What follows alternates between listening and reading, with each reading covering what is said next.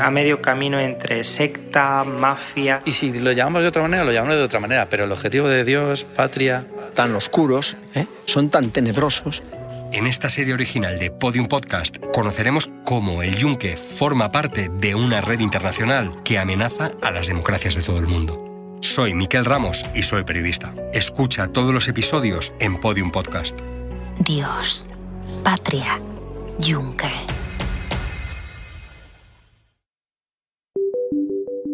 Alemania defiende que Israel no pretende cometer un genocidio en Gaza.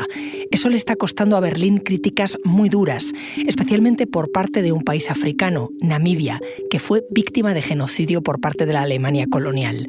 Fue el primer genocidio del siglo XX. Tuvieron que pasar más de 120 años para que Berlín lo reconociera, aunque la reparación la fijó en sus propios términos, sin contar con los descendientes de quienes sufrieron la masacre. Soy Ana Fuentes. Hoy en El País, el caso alemán en Namibia. ¿Quién decide cuánto cuesta un genocidio?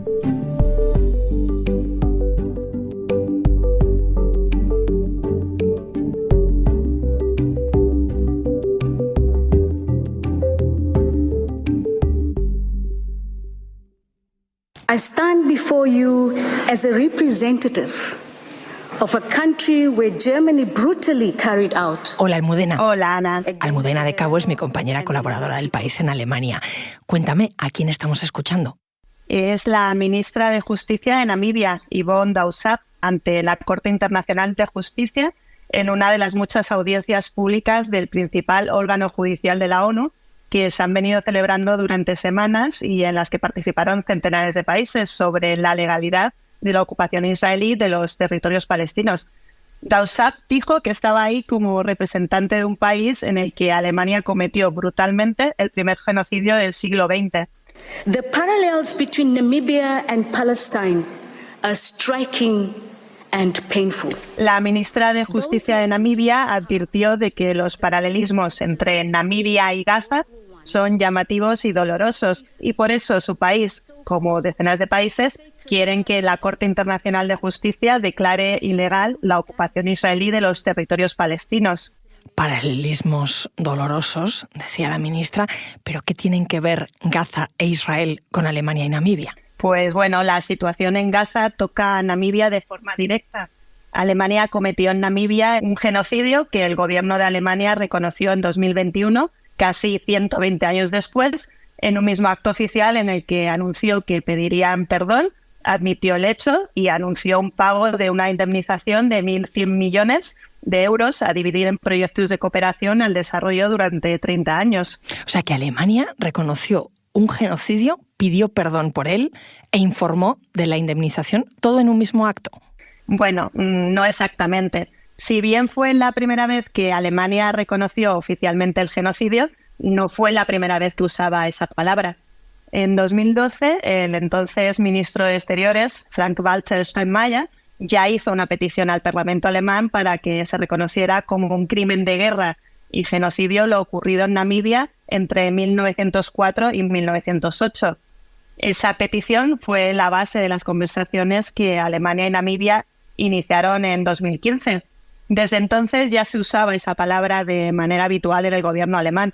Sin embargo, no había un acuerdo oficial entre los dos países sobre el tema. Y bueno, Namibia y Alemania necesitaron casi 6 años para alcanzar un acuerdo, algo que finalmente consiguieron en mayo de 2021. Pero si bien hubo acuerdo, la declaración conjunta aún no se ha firmado, porque quedan detalles por aclarar, según me confirmó el Ministerio de Exteriores alemán. Y hasta que no se firme, no irá el presidente de Alemania a pedir perdón oficialmente en el Parlamento de Namibia. Por ubicarnos, Namibia es un país del suroeste de África que comparte fronteras terrestres con Angola, Zambia, Botswana y Sudáfrica. Allí viven hoy 2,5 millones de personas. Y como decías, a principios del siglo XX fue una colonia alemana. Pero cuéntame, ¿qué hizo exactamente Alemania allí? ¿Cómo fue ese genocidio alemán? De 1884 a 1915, el Imperio Alemán fue una potencia colonial en lo que hoy es Namibia, que estaba dentro de lo que se llamó la África del sudoeste alemana. Allí utilizó repetidamente la fuerza militar contra la población local que se resistía al dominio extranjero y a las violaciones de los derechos humanos.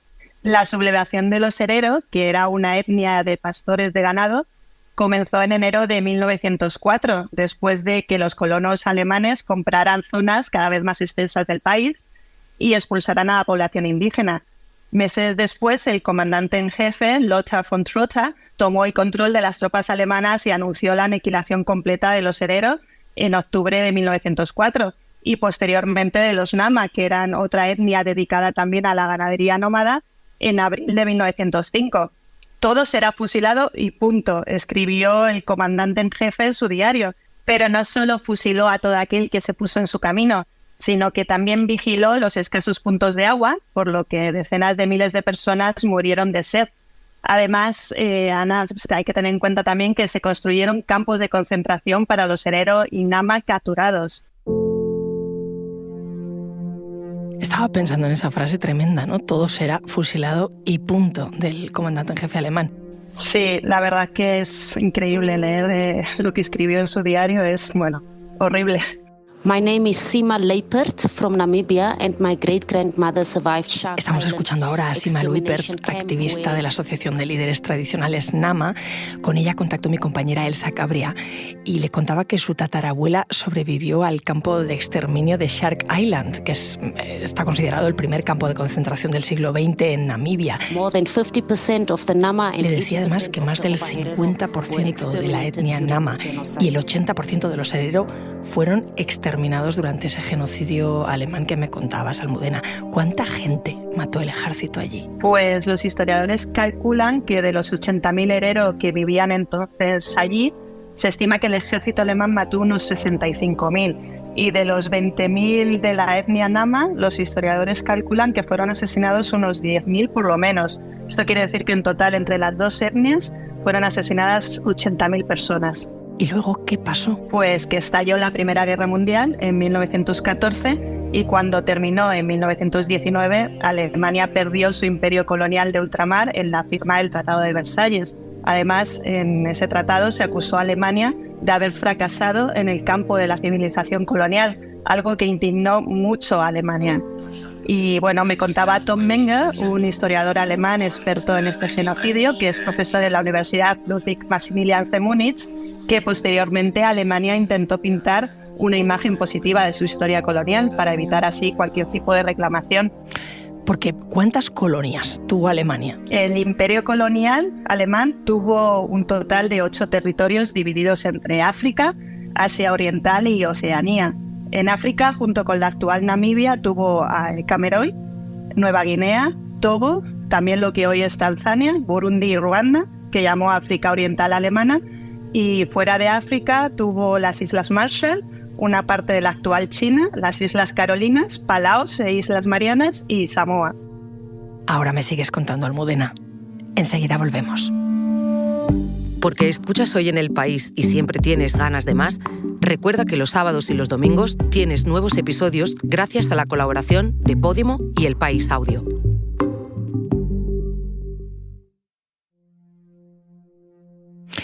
Y eso que contabas del historiador experto en este genocidio que decía que Alemania intentó pintar una imagen positiva después de esa historia colonial, ¿le funcionó? ¿Funcionó esa imagen positiva?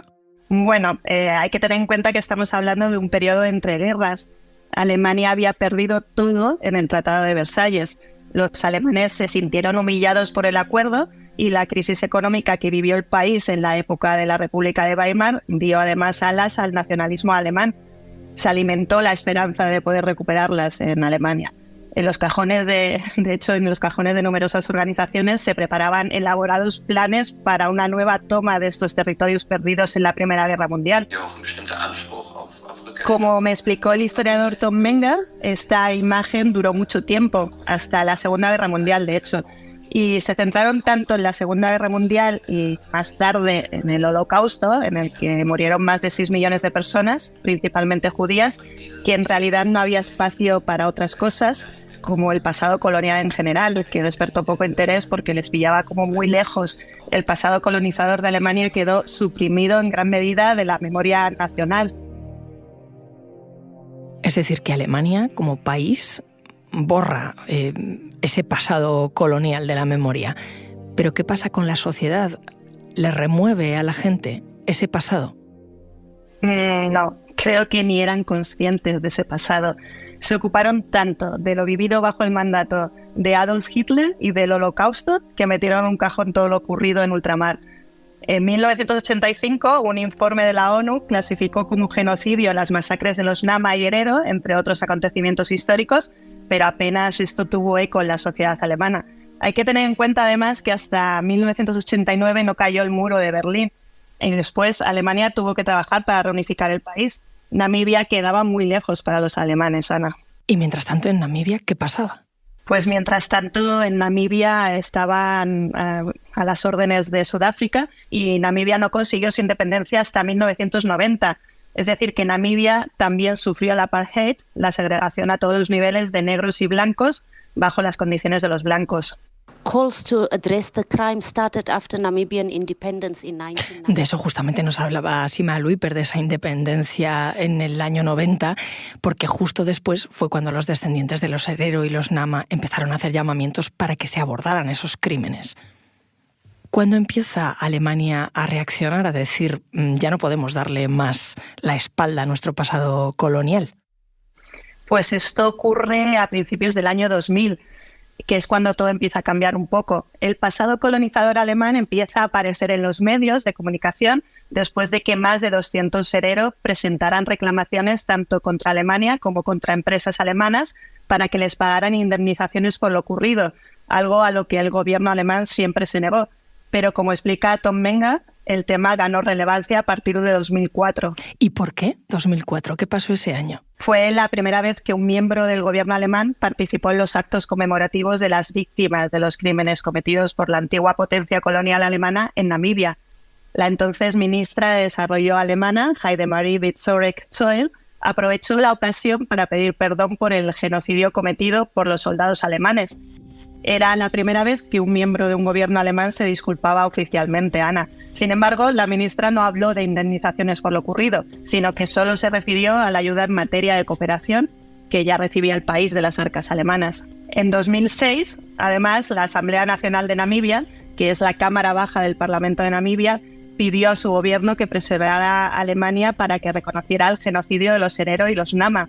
Sin embargo, hubo que esperar a 2015, cuando el presidente del Parlamento alemán, Norbert Lammert, declaró que la muerte de alrededor de 1,5 millones de armenios en 1915 a manos del Imperio Otomano fue un genocidio para que Alemania se moviera y se iniciaran las negociaciones entre Namibia y Alemania. O sea que esperaron a que otros movieran ficha y más de 100 años. Sí, el gobierno alemán de entonces, de la canciller alemana Angela Merkel, se dio cuenta de que había que reconocer oficialmente lo ocurrido en Namibia para evitar así ser acusados de doble moral.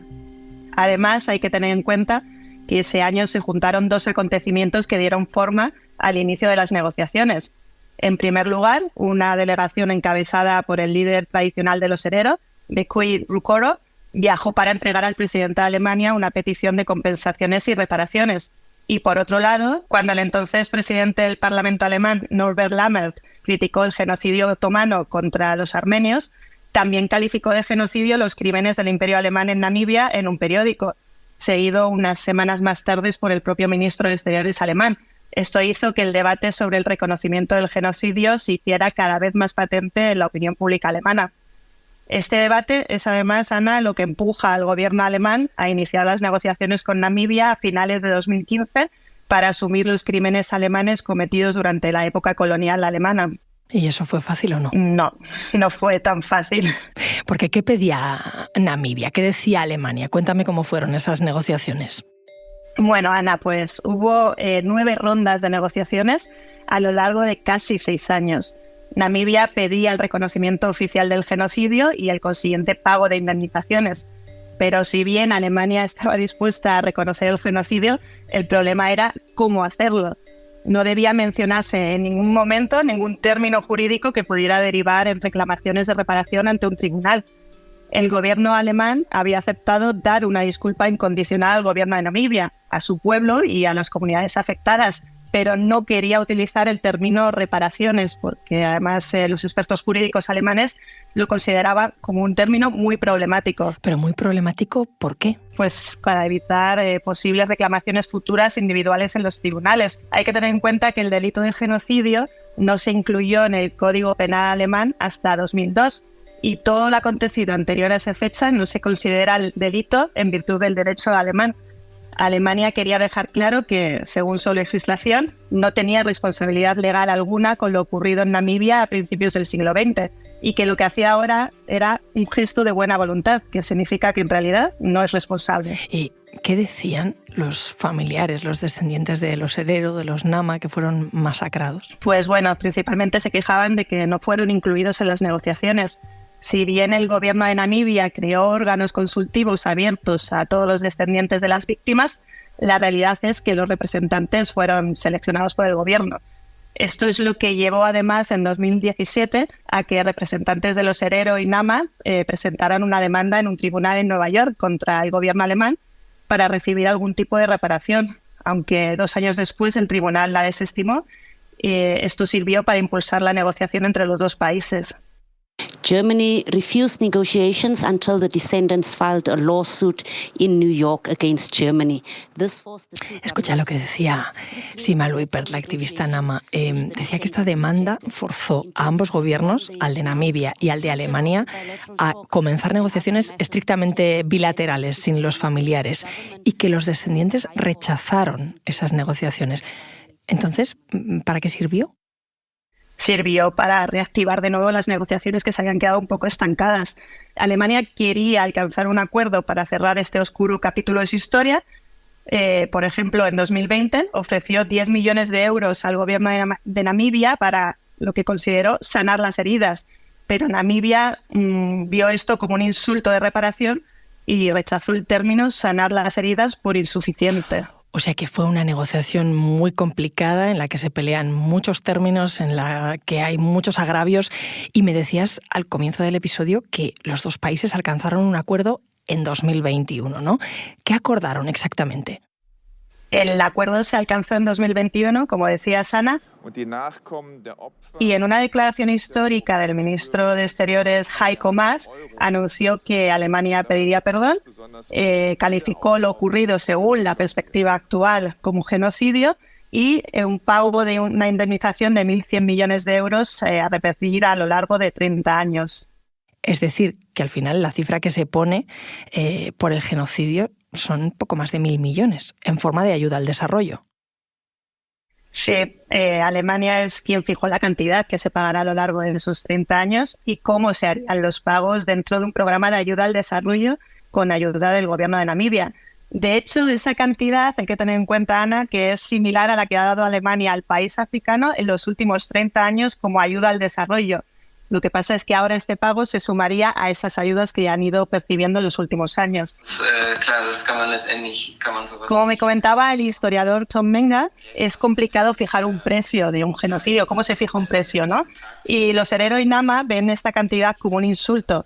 Creen que es demasiado pequeña y la califican de inaceptable. Además, critican duramente haber sido mantenidos al margen de todas las negociaciones.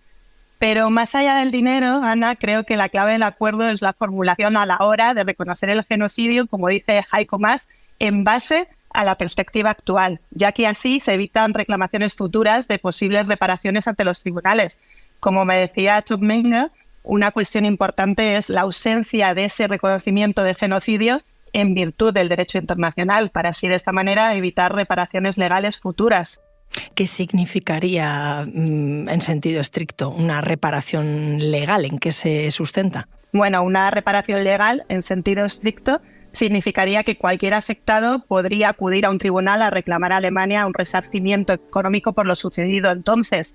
De hecho, uno de los argumentos de Namibia es que dicen que actualmente son mucho más pobres de lo que eran entonces a inicios del siglo XX. Germany uses racist colonial intertemporal law to justify its colonial. Sobre esa reparación alemana, decía la activista Sima Luipert, que Alemania está usando la ley colonial racista para justificar sus acciones y que más bien argumenta que va a dar ayuda al desarrollo como muestra de que tiene una responsabilidad moral en lo que sucedió. The Nama and Ova Herero people rejected in its totality. Esto, decía la descendiente Nama, es una justificación del genocidio.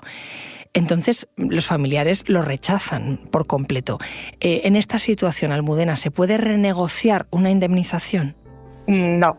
Desde el gobierno, desde el Ministerio de Exteriores alemán, me dejaron claro que el acuerdo no se va a renegociar. Que lo que actualmente se está debatiendo son los detalles de aplicación de ese acuerdo y que se incluirán en un anexo del acuerdo. Y que eso es lo que ha impedido que se haya firmado hasta ahora oficialmente. La firma parece entonces estar atascada, sobre todo desde el lado de Namibia, donde hay una fuerte oposición al acuerdo. Y bueno, Ana, sin firma no hay perdón oficial ni dinero. Muchas gracias, Almudena. Gracias, Ana. Este episodio lo ha realizado Elsa Cabria. La grabación en estudio es de Nicolás Chabertidis. El diseño de sonido es de Nacho Taboada. La edición es de Ana Rivera y la dirección de Silvia Cruz La Peña. Yo soy Ana Fuentes y esto ha sido Hoy en el País. Mañana volvemos con más historias. Gracias por escuchar.